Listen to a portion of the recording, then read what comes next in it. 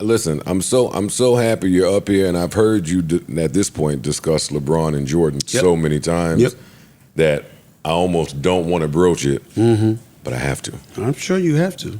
I have to. I wouldn't advise it, but you sure you have to. But why wouldn't you? Let me tell you, this started as a troll for me. It did start, I'll be honest.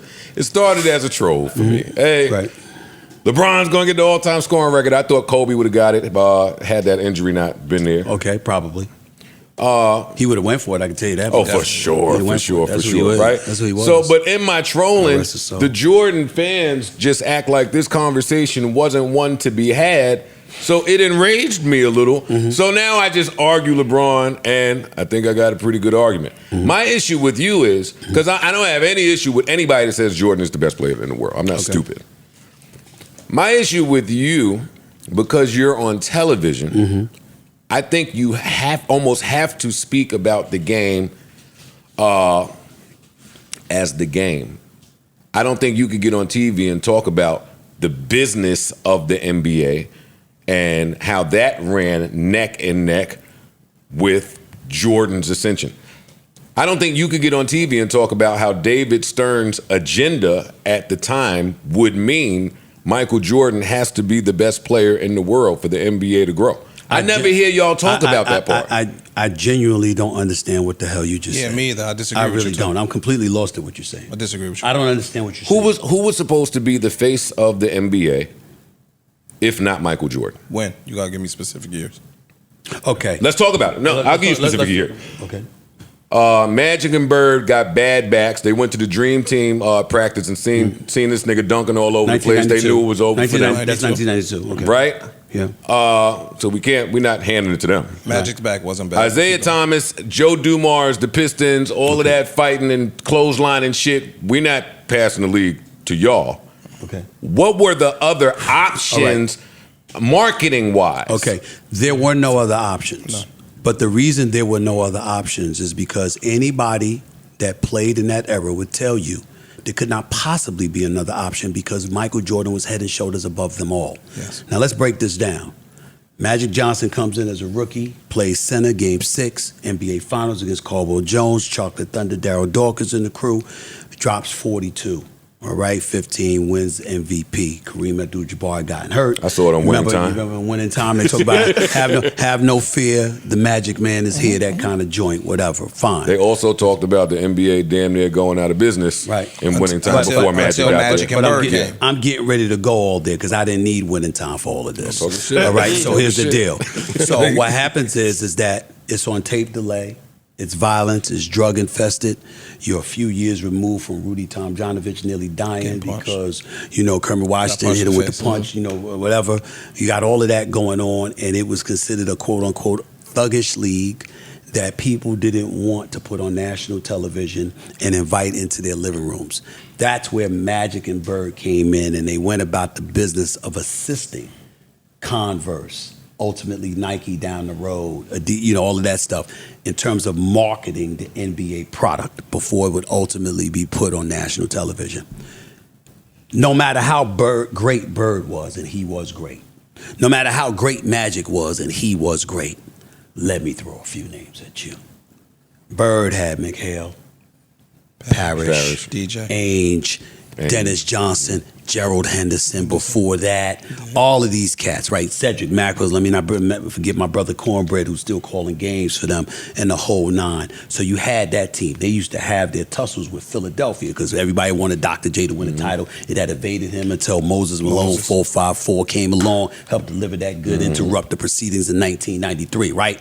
But remember, Dr. J was with the Sixers in 77 when they were up 2-0 on Bill Walton.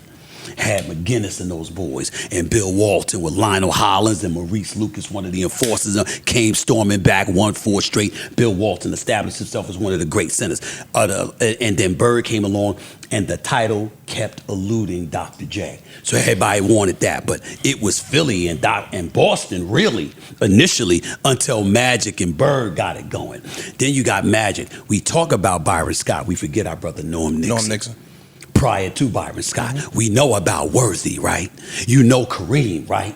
You know Michael Cooper, right? And then you could have these interchangeable parts, the Kurt Rambis, the Michael Thompson, Bob McAdoo's of the world, all of these cats surrounding all of them. And then you had blue collar, Boston, white, cold weather, blue collar town, all this other shit. You're always showing the train station, over Boston Garden and shit, congestion and traffic and all of this other stuff, right? And it's rain and it's snow and we just gonna be hard and shit, right? Versus these fur wearing, sunglass wearing, that's right, Hollywood niggas. LA, you got purple and gold. Word. It always showed the LA Forum, and no matter what time of night it was, it always showed the sunshine with the skyline. It was like la, you know what I'm saying? And then you saw the stars coming in, Jack sitting courtside, and Eddie Murphy, Arsenio Hall back then, and you saw all of this, everybody, right? Diane so it's Keaton, like you had those two dynamics. So they sold the game. Yes, they used Magic and Bird, but they sold the game and they had other parts. And these brothers kept going to the finals. Where Jordan changed it is that, excuse my language, this motherfucker comes along and it's like, oh shit. Second year in the league, he misses a whole bunch of games, got the foot injury. Jerry Krause trying to mimic the owner from the Philadelphia Eagles when he told Reggie White, like, damn near, like, we own you, you do what we say. Jerry Krause tried to tell Jordan that shit. Jordan would listen.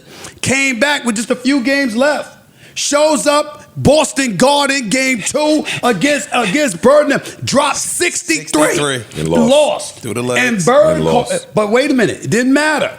Because when Larry Bird, a white superstar, busting black players' ass on a night in, night out basis, runs across you and says, quote, "That is God in gym shorts." And it's over. Arrogant. It's over, right? It's over. And so then Jordan takes it to another level and instead, and think about this, couldn't get over the hump. Isaiah and the Pistons kept standing his way time after time after time. I know this because Isaiah Thomas keeps reminding me. We used to kick his ass. We used to kick their ass all the time. They used to beat him. Him, Lambert, John Sally, Dennis Rodman, Microwave, Vinnie Johnson, Joe Dumars with him in the backcourt. Microwave coming over there. Adrian Danley.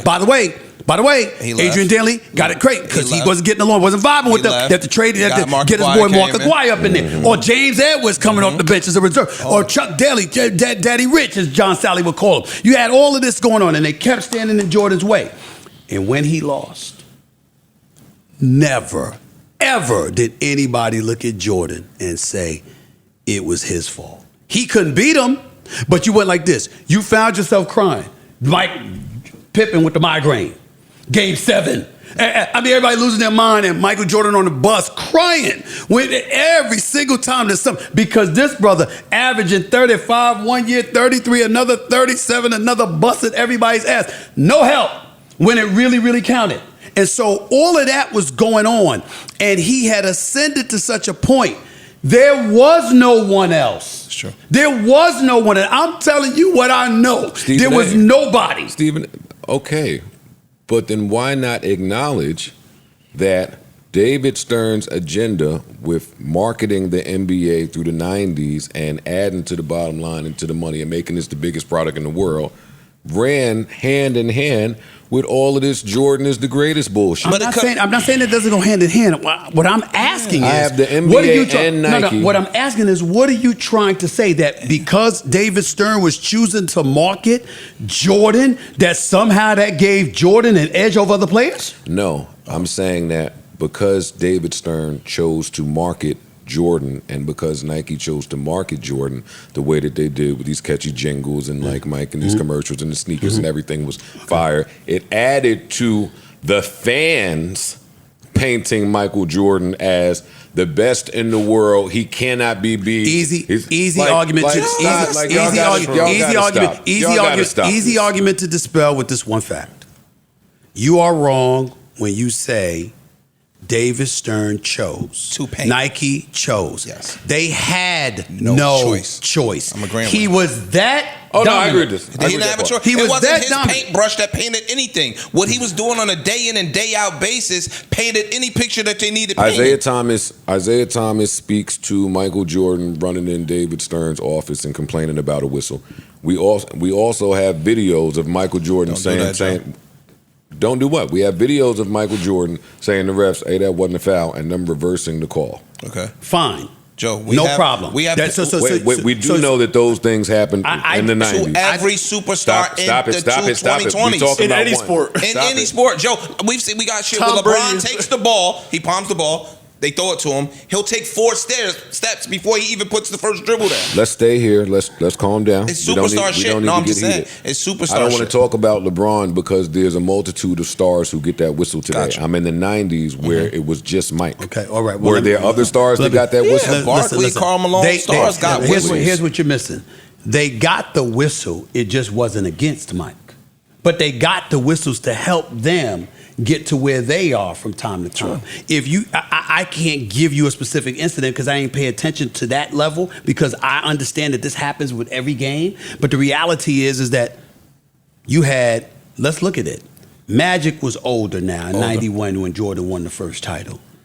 Clyde Drexler and them in Portland, that's the second title. Third title, Charles Barkley, Kevin Johnson, stacked. Dan Marley, Dan Marley, those boys. That's the one that counts. Dave West, Danny Manning. So this is the championship that counts. Right. So that happened, right? That happened because let me tell you something right now. It would have been great for the NBA if Barkley would have won the title. Oh, that would have been something they could have built off of. Couldn't happen.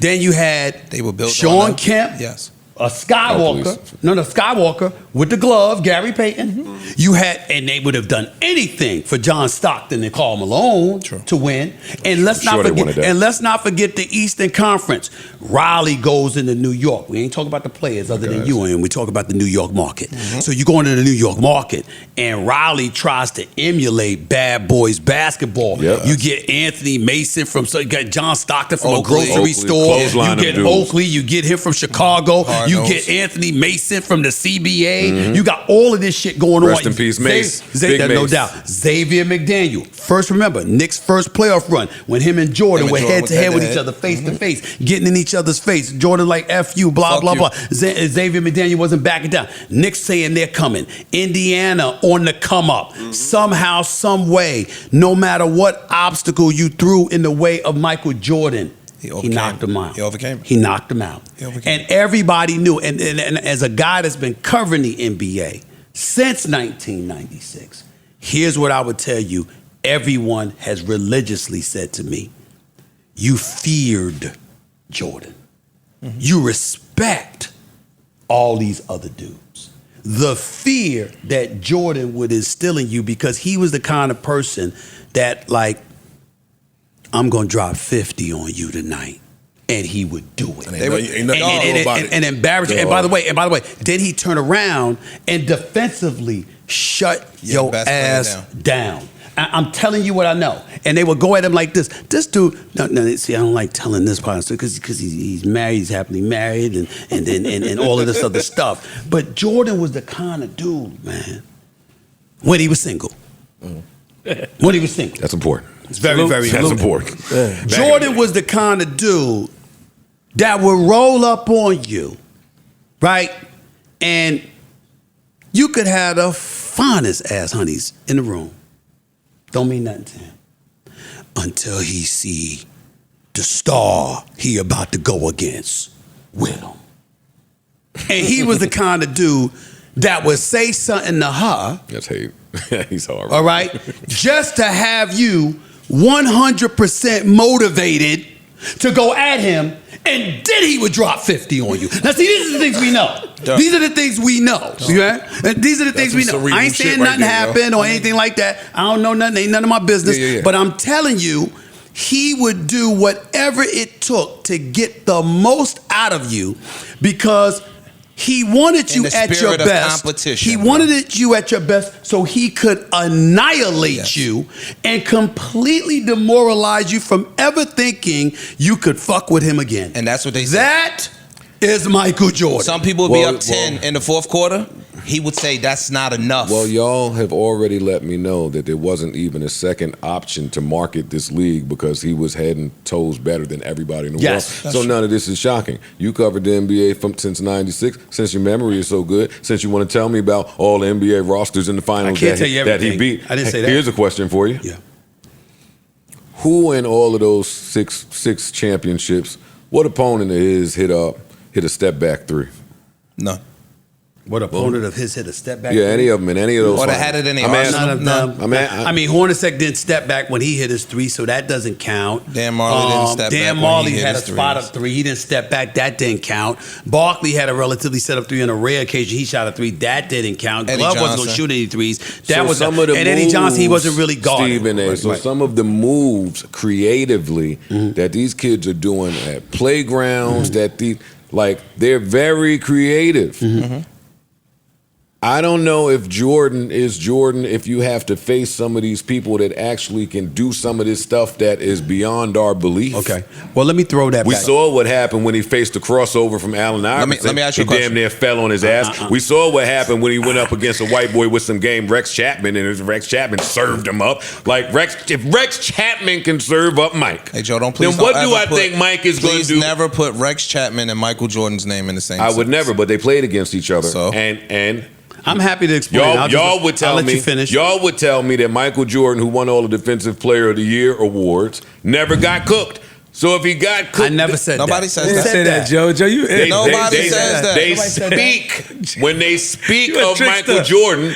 They speak like he never got cooked. Every person if gets them cooked. niggas was cooking Mike, what the fuck was Mike gonna do against the Splash Brothers? Tell me.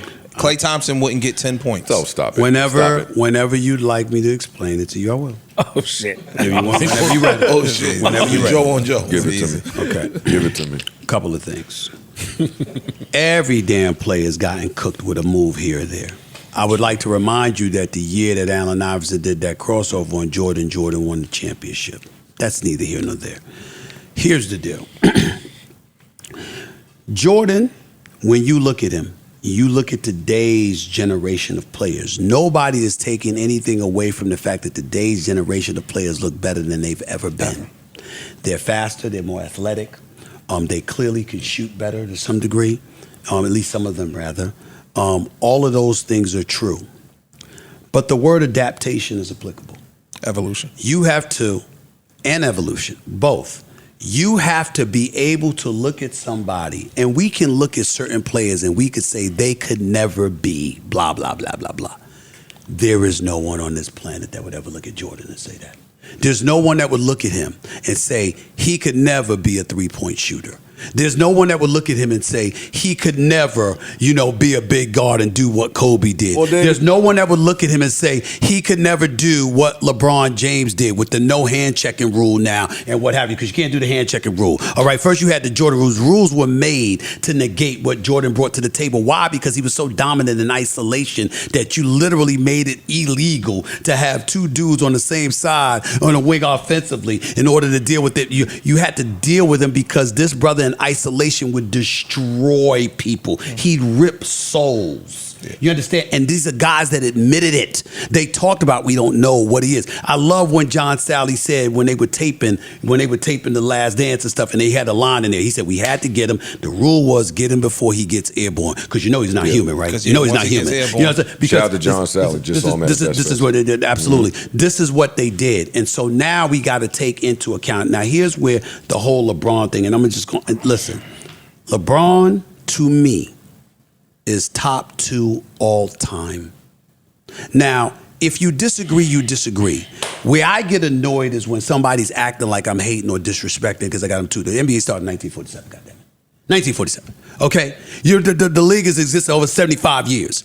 Kareem Abdul-Jabbar is a 19-time All-Star, 6-time champion, 6-time MVP, all-time leading scorer when he retired. The only individual in the history of the sport invented by James A. Naismith who had one patented move that was never duplicated nor ever stopped.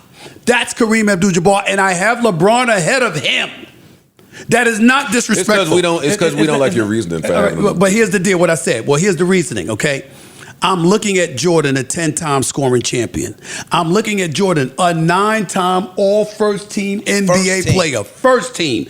I'm also looking at a 6-time champion, 6 NBA Finals MVPs, never allowed one single championship series to get to a Game 7. Not only do I have that, to bring up Michael Jordan, but also first team all defense. I already said it 9 times. Well, that's back when he played defense. All right, you got all of this. That 5-time league MVP. All of this other stuff is going on. He never choked in an NBA Finals. And it never happened. Hold on. It never happened. I don't like bringing that up. He never got there when he wasn't expected to. Wait a minute. Jordan, if he didn't retire, and remember, we keep acting like he retired to baseball. No, he retired after his father died. His father died, and he wanted to leave the game. I don't believe that. Okay, I'm just telling you. Is it a fact? I'm just telling you. Well, you know this theory. Yeah, I don't play those theories. You know what I'm saying? I mean, I know him, and his father died. Bottom line is this. Here's the deal. He left the game. Olajuwon, Ori, Kenny Smith, Sam Cassell, Theo, Otis Thorpe, Sam Cassell. They beating Jordan and Pippen and them in the finals back to back.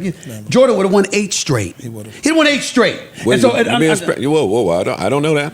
I believe. Okay, we I don't know that. That's speculative. Robert Ory, when you asked them, Kenny Smith, he talked about when you asked them, they believed that they would have. Yeah. Okay, and I think, and Kenny Smith, in fairness to you, Kenny Smith did tell me that, and I told him he needed to get drug tested. But the point that I'm trying to make to you, and that's my brother right there. We're very tight. But my point to you is that that's the situation. And so what I'm saying to you is this. You might have a point, Joe, if Jordan won from 91 through 98, and then on the last 2 years it was Houston.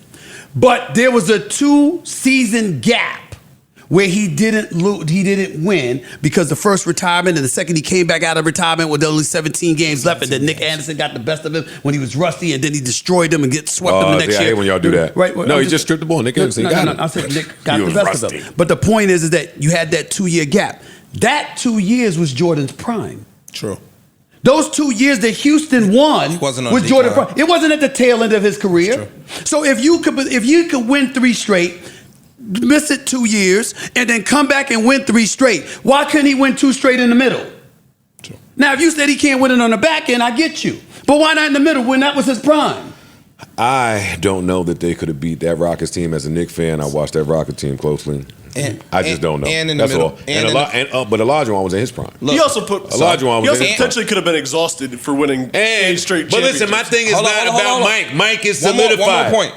LeBron has gotten there in years where he was never supposed to get there. And I hear you talk about his finals losses often. But I think that matters. Number one, I don't blame him for losing the first one to San Antonio. That wasn't his fault. It's a miracle he got them to the finals. He made me get mad respect for that. And the last time they lost to San Antonio, I don't blame him for that because D Wade was hurt. And you needed D Wade, and D Wade's knees was shot. I don't blame LeBron for that. So those are 2 finals losses that I don't blame him for. I certainly don't blame him for 2 of the losses against Kevin Durant because Golden State was loaded, and my God, KD with Clay and Steph. Oh my Lord, have mercy. No, I don't blame him for that. But I will blame him for this. Oh, Dallas is on you, bro. Dallas is on you. That's number 1. That's a fact. Number 1. Number 2, excuse me, I have to look at you when I know you're going against Kevin Durant and them. I understand that. I really, really do. But you cannot be given a damn concession speech after Game 7 of the conference finals. You beat Boston. You're ecstatic. You've done it again, LeBron. You're going to another finals, LeBron. Congratulations, man, my guys, and we did it. And having the ball, smiling, ecstatic, blah, blah, blah. Now what's up next is KD and Steph and them will wait for you. I don't want to think about that. I just want to enjoy this, and I don't need that stress in my life. I don't need that stress in my life, blah, blah, blah. Now, credit to him. That was that very next game, that first game, Game 1, is when he dropped 51 and JR forgot the clock. So we understand that. But what I'm saying to you is that when you look at what he has had available, I don't blame him when all he had was Matthew Dellavedova because Kyrie and Kevin Love. I don't blame him for that either. So I understand it. But what I'm saying to you is that You can't get, and this is the biggest point, y'all.